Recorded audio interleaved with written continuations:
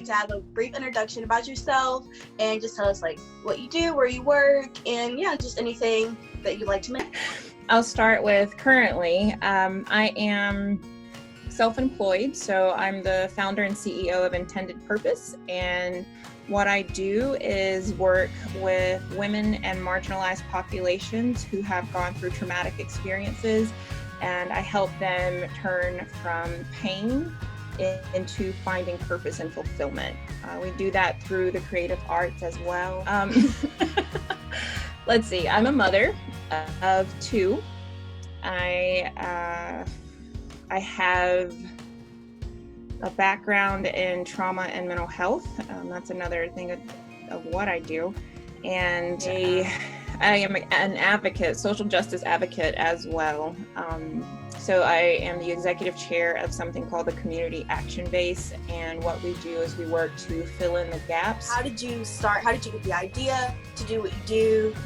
How did you get into that? It came about from my own journey. I have a history of complex trauma myself, and throughout the learning process that I myself went through, the struggles, the pain, the periods of non-support to having a little support to not trusting the support that I had to getting to this place of understanding, it all came back to trauma.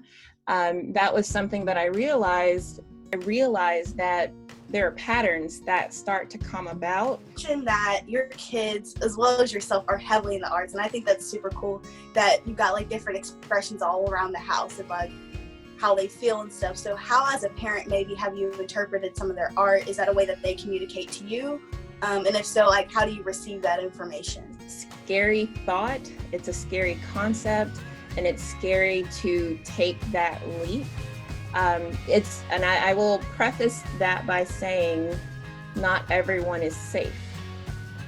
So if you have that safe person in your life, be as open and vulnerable as you can with them.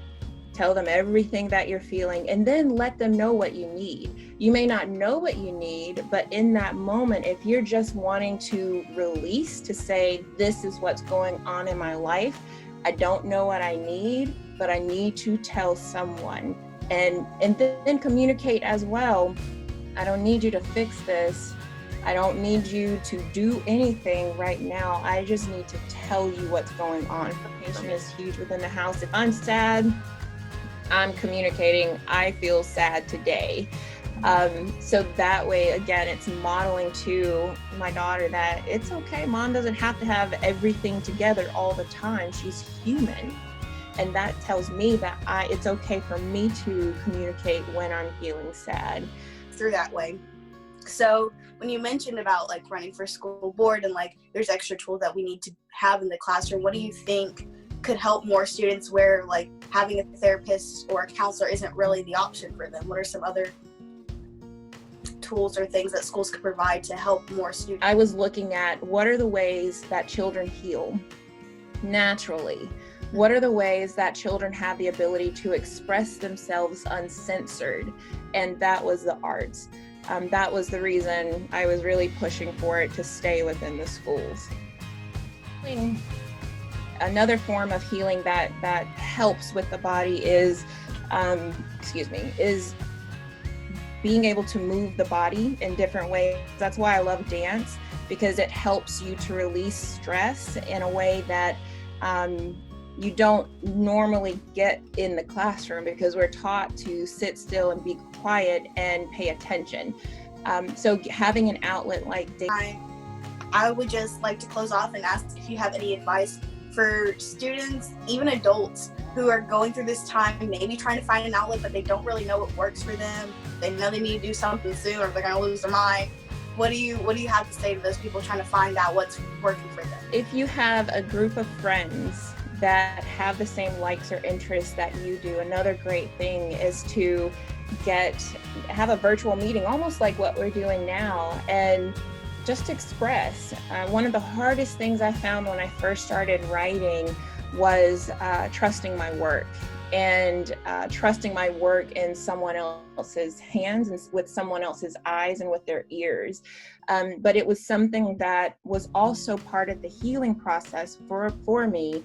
But when you get to that place, if you have a group of friends that you can, especially now virtually, it would be great to share that work. There are different ways that we go about healing, and sometimes we don't realize until we reflect back that, ooh, I grew through this process. But that's another thing that you can do.